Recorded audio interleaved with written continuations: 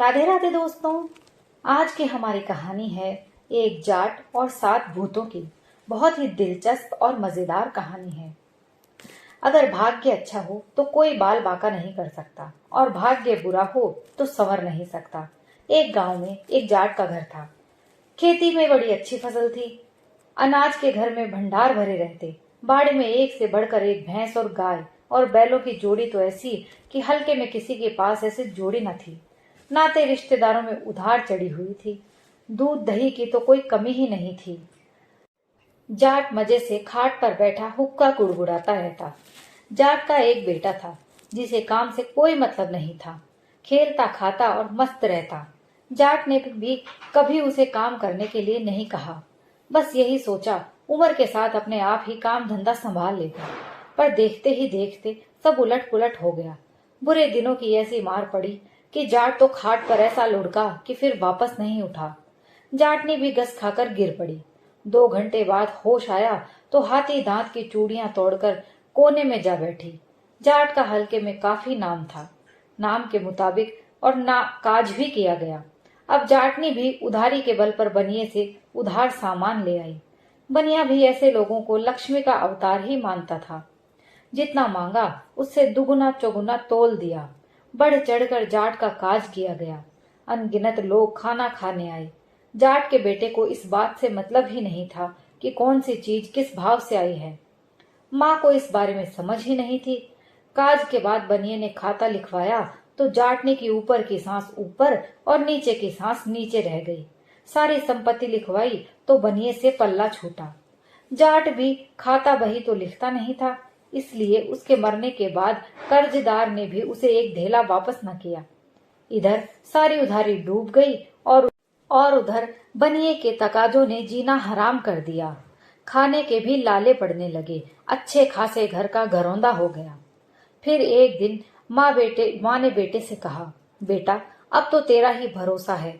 जब तुम्हारा बाप जिंदा था तो तेरा जिद्दीपन अच्छा लगता था। अब अगर तुम्हें होश नहीं संभाला तो भीख मांगनी पड़ेगी। तुमसे भी तो कुछ नहीं छिपा है। बेटा कहने लगा, माँ मैं सब समझता हूँ, तुम मुझे समझाओ, मगर कमाने के लिए तो मैं परदेश ही जाऊंगा, क्योंकि यहाँ मेरा जी नहीं लगता है। अगर तू चाहती है कि मैं रुपए कमाने परदेश जाऊं तो सुबह 2 घड़ी रहते बाजरे की 7 रोटियां बना देना, पड़ोस से दही मांग लाना और मुझे कुछ नहीं चाहिए। मगर अब काका से चौगुना करके नहीं दिखाया तो जाटनी ने भी जब बेटे के मुंह से दही मांगने की बात सुनी तो उसकी आंखें भर आई कि समय समय की बात है। पूरे गांव में छाछ की पूर्ति थी। आज देखो घर में तिलक लगाने के लिए भी दूध नहीं है। आंसू पोंछते हुए बोली, ठीक है बेटा, मगर परदेश में होशियारी से रहना। अगली सुबह जाट का बेटा समय रहते बाजरे की 7 रोटियां और दही की हांडी लेकर कमाने के लिए रवाना हुआ। गांव के बाहरी हिस्से में बनिए की हवेली बनी थी। पहले तो जाट का बेटा सीधा वहीं पहुंचा और बनिए से एक रस्सा मांगा। पहले तो बनिए ने ना नुकुर की, मगर फिर कुछ सोच साच कर रस्सा उसे दे ही दिया। उसके बाद जाट के बेटे ने कंधे पर रस्सा लटकाया और अपनी राह पर चल दिया। थोड़ा आगे चला तो उसे एक पानी से भरे गड्ढे के पास कछुआ दिखाई दिया। उसे भी लड़के ने अपने खेस के पल्ले में बांध लिया। गांव से 3 कोस की दूरी पर एक भूतों की बावड़ी थी। उसे इस बात का पता तो नहीं था, इसलिए वहीं बावड़ी के पास रोटियां खाने बैठ गया। रोटियां खाते समय उसने सोचा, पता नहीं कब काम मिलेगा। अगर सारी रोटियां एक साथ खा ली तो फिर क्या खाऊंगा।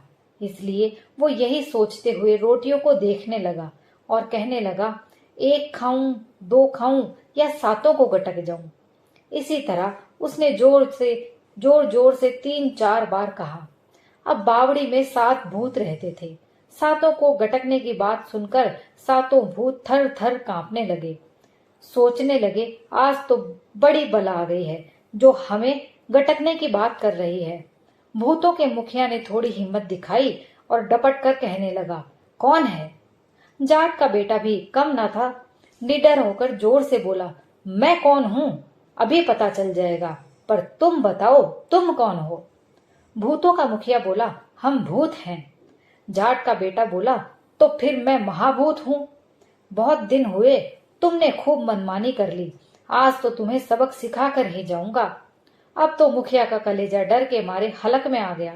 डरते डरते बोला, महाभूत हो तो अपनी निशानी बताओ, नहीं तो हम अपनी निशानी बताते हैं। फिर भूतों के मुखिया ने अपने शरीर से एक जूं तोड़ी और ऊपर उछाल कर कहा, हमारी जुएं इतनी बड़ी होती हैं। जाट के बेटे ने जूं को ध्यान से देखा कि ये जूं तो मेंढक जितनी बड़ी है। तभी उसने अपने खेस के पल्ले से कछुआ निकाला और जल्दी से कछुए को धम से बावड़ी में गिरा दिया और फिर कहा, ये मेरी जूं है। जब मुखिया ने जाट के बेटे की जूं देखी तो डर के मारे कांपने लगा और उसका कलेजा दहल गया। फिर वो सोचने लगा, हाँ, है तो कोई महाभूत ही। इतना सोचकर वो डर से दूसरे भूतों की तरफ देखने लगा। तब फिर एक बार एक दूसरे भूत ने खरखराकर और उस खखार को बाहर फेंक दिया और फिर उससे कहा कि हमारा खखार इतना ज्यादा। चौधरी का बेटा दही की हंडिया की ओर देखकर सोचने लगा, अब डरा तो मरा। उसने तो झट से दही की हंडिया को बावड़ी में पटक दिया और कहा, मेरा खखार इतना ज्यादा। अब दूसरे भूत का दिल भी बैठ गया। तब तीसरे भूत ने साहस जुटाकर अपने शरीर का एक बाल तोड़ा और उसे बाहर फेंकते हुए कहा, हमारे बाल इतने मोटे और इतने लंबे लंबे और उंगली जितने मोटे बाल देखकर जाट के बेटे ने कलाई जितनी मोटी रस्सी को झट बावड़ी में फेंक कर कहा, मेरे बाल इतने लंबे और मोटे। जैसे ही रास्ता बावड़ी में गिरा तो ऐसी जोरदार छपाक की आवाज हुई कि सारे भूत पीपल के पत्ते की तरह कांपने लगे। अब उनकी मौत को कोई टाल नहीं सकता था। छपाक की आवाज थमी तो जाट के बेटे ने फिर कहा, एक खाऊं, दो खाऊं या सातों को गटक जाऊं। फिर तो भूत भी डरे। उन्हें फिर कोई विवाद नहीं किया। वे सब बातें करने लगे।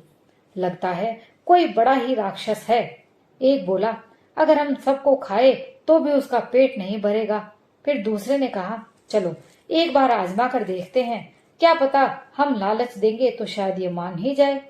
फिर एक भूत जोर से बोला, तुम्हें क्यों हम जैसे गंदे और बदबूदार भूतों को खाकर अपना मूड खराब करते हो, अपना मुंह का स्वाद खराब करते हो। हम आपको एक जादुई कढ़ाई देते हैं जिसमें तुम मन चाहे पकवान बना सकते हो। लाखों आदमी खाएंगे तो भी पकवान खत्म नहीं होंगे। कढ़ाई देने के लिए भूत बड़े गिड़गिड़ाए। तब कहीं जाकर जाट का बेटा कढ़ाई लेने के लिए राजी हुआ। कढ़ाई लेकर खुशी खुशी वो घर की ओर चला। बावड़ी से थोड़ी ही दूर पर एक बरगद का पेड़ था। अब वह सोचा कि थोड़ा सुस्ताने के लिए वहां बैठ जाए, तो वो बरगद के पेड़ के नीचे बैठ गया। फिर उसने सोचा कि यदि दिन के उजाले में घर गया तो लोग शायद उसका मजाक बनाएंगे कि जल्दी ही कमाई कर लाया। इतना सोचकर वो दिन भर उसी बरगद के नीचे बैठा रहा। सांझ ढले अंधेरा छाने लगा तो वो कढ़ाई लेकर घर की ओर चल पड़ा। बनिए की हवेली के किवाड़ उसने खुले देखे तो कढ़ाई को परखने के लिए हवेली में जा पहुंचा। बनिए से बावड़ी के भूतों का जिक्र तो नहीं किया, मगर इच्छा दर्शाते ही भांति भांति के पकवान अपने आप ही कढ़ाई में तैयार हो गए। जब बनिए ने कढ़ाई की ये माया देखी तो वो दंग रह गया। आश्चर्य के बाद उसे लालच आ गया कि इस कढ़ाई से तो लाखों रुपए कमाए जा सकते हैं। अगर अकाल पड़ जाए तो पूरे मुल्क को दोनों समय भरपेट खाना खिलाया जा सकता है और फिर जब बरसात होगी तो वसूल भी कर सकता है। ब्याह शादी में खाने का ठेका लेकर चुटकियों में काम निपटाया जा सकता है और ऊपर से खर्चा पानी भी कुछ नहीं। अगर किसी तरह ये कढ़ाई कब्जे में आ जाए तो मजा आ जाए। बनिए ने झट दिमाग लड़ाया और जाट के बेटे को बहला फुसला कर रात को हवेली में ठहरने के लिए राजी कर लिया। रात में जब जाट का बेटा बेसुध होकर नींद में खर्राटे भरने लगा तो बनिए ने चुपके से कढ़ाई बदल ली। पो फटने पर जब जाट के बेटे की आंख खुली तो अचकचाकर उठ बैठा और कढ़ाई को लेकर बगल में दबाई बनिए से बिना कुछ कहे सुने माँ को खुशखबरी सुनाने की उमंग में चल पड़ा। बेटे की आवाज सुनी तो जाटनी ने झट दरवाजा खोला और घबराकर पूछा, बेटा इतनी जल्दी कैसे आ गया? बेटा मुस्कुराकर बोला, माँ मैं एक दिन में इतना कमा लाया हूँ कि दुनिया भर का पेट भर सकता हूँ। फिर बेटे ने माँ को सारी बात सुनाई तो माँ को तनिक भी विश्वास नहीं हुआ। फिर बेटे ने चमत्कार दिखाने के लिए कढ़ाई को सामने रखा और खाने की इच्छा जताई, लेकिन कढ़ाई तो खाली की खाली रह गई। बेटे का मुंह तो उतर गया और माँ का भी मुंह उतर गया। उधर बेटे ने अब भूतों के छल पर बड़ा शक किया और उसे गुस्सा आया। जाट का बेटा भी भूतों को सबक सिखाने के लिए सोचने लगा और इस इरादे से उसी बावड़ी के पास जा पहुंचा। फिर जोर जोर से कहने लगा, 1 खाऊं, 2 खाऊं या 7 को गटक जाऊं। भूतों को तो अब पानी में भी पसीना आ गया। डरते डरते कहने लगे, अन्नदाता थोड़ा सब्र रखें, अगर हमसे कोई भूल हुई है तो हमें बताएं।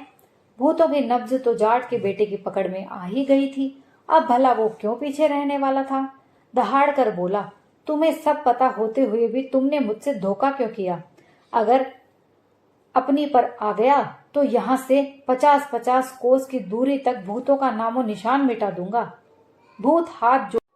भूत हाथ जोड़कर सोने की मींगनी करने वाली बकरी जाट के बेटे को देने लगे। जाट के बेटे ने भी बकरी की परख की तो उसे भूतों पर यकीन हो गया। फिर वो बकरी को लेकर गांव की ओर चल दिया। बनिया भी अब उसे गली में ही मिल गया। चिकनी चुपड़ी बातों में फंसाकर उसे अपनी हवेली ले गया और कहने लगा, अरे चौधरी, तुम्हारा और हमारा तो कई पीढ़ियों से उठना बैठना है। अगर दूध दही की तकलीफ थी तो मुझे कह देते, एक की जगह 7 भैंसे बाड़े में बंधवा देता। जाट के घर ये बकरी शोभा नहीं देती। जाट के बेटे ने तो बिना सोचे समझे कह दिया कि सेठ जी, ये कोई मामूली बकरी नहीं है, ये तो सोने की मींगनी देने वाली बकरी है। बनिए ने मुंह पिचका कर कहा, जा रे बावले, ऐसा भी कहीं होता है। लड़का कहने लगा, अपनी आंखों से देखा है और परखा है। बनिया फिर बोला कि किसी भूत प्रेत ने तेरी नजर बांधी होगी। अगर बकरियां सोने की मींगनियां करने लगी तो गडरिया अपनी भेड़े लिए जंगल जंगल क्यों डोलता। जाट के बेटे से अब चुप न रहा गया। उसने बकरी का चमत्कार दिखा दिया। वैसे तो बनिए को पूरा विश्वास था, मगर मन की बात होठों पर लाए तो वो बनिया ही कैसा। रात को फिर बनिए ने जाट की चारपाई से दूसरी बकरी बांधी। अगली सुबह फिर माँ को बकरी का चमत्कार दिखाते समय फिर उसे नीचा देखना पड़ा। बकरी ने तो दूसरी बकरियों की तरह मींगनी ही कर दी। माँ फिर बोली, बेटा, आज के जमाने में आदमियों का ही भरोसा नहीं तो तू भूतों का क्या भरोसा करता है। इस प्रपंच में मत पड़ और सीधा कमाई का जुगाड़ कर। जाटनी की आंखों से आंसू छलक आए और बोली, तुम्हारा बाप जिंदा होता तो क्या ऐसे दिन देखने पड़ते। मगर बेटे के सर पर तो भूत सवार था, वो किसकी बात मानता। भला बिना कुछ कहे सुने छाबड़ी से 7 रोटियां लेकर बावड़ी की तरफ चल पड़ा।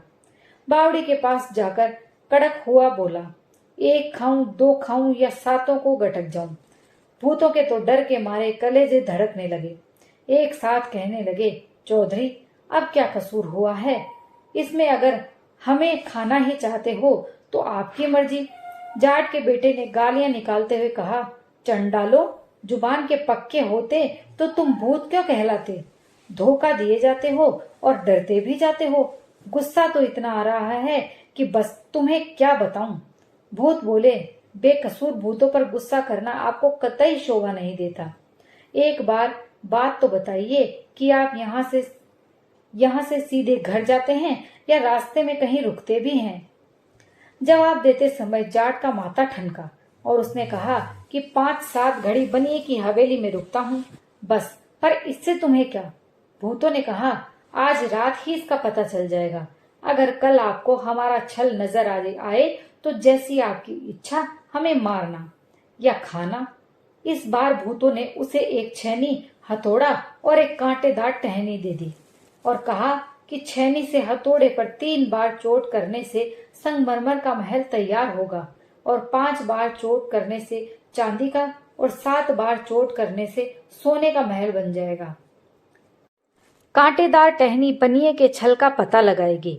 रात को जाट का बेटा छैनी, हथौड़ा और कांटेदार टहनी लिए बनिए की हवेली से निकला।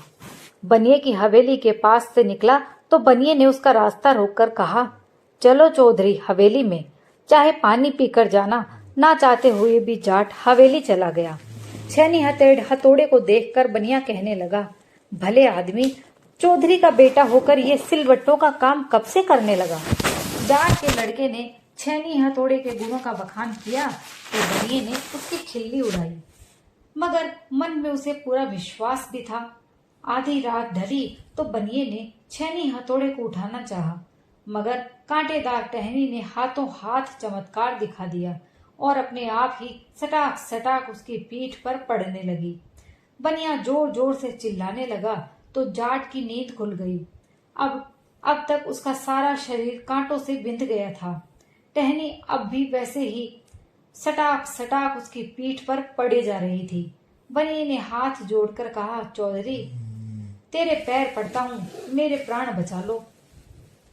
जाट मुस्कुराया और कहने लगा, जैसी करनी वैसी भरनी, अब बता मेरी बकरी और कढ़ाई कहाँ है।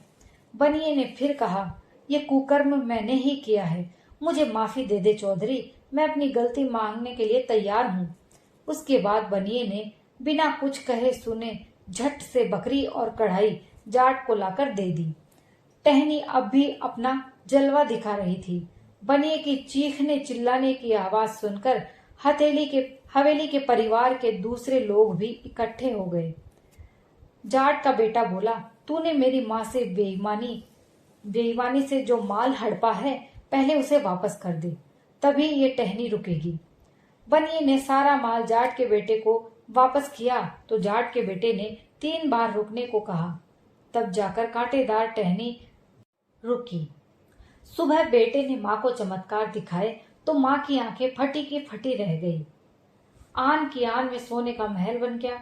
मनसा दर्शाते ही कढ़ाई में चाहे पकवान तैयार हो गए और बकरी सोने की मींगनी करने लगी। जाट के बेटे ने तो पूरे हल्के का दुख दर्द दूर कर दिया था। सब उसकी कढ़ाई का बखान करते न थकते। दोस्तों, ये कहानी यहीं समाप्त होती है। अगर आपको पसंद आई हो तो प्लीज लाइक कीजिए और अगर आप मेरे चैनल पर नए हैं तो प्लीज चैनल को सब्सक्राइब कर लीजिए। कहानी सुनने के लिए आप सभी का बहुत बहुत धन्यवाद।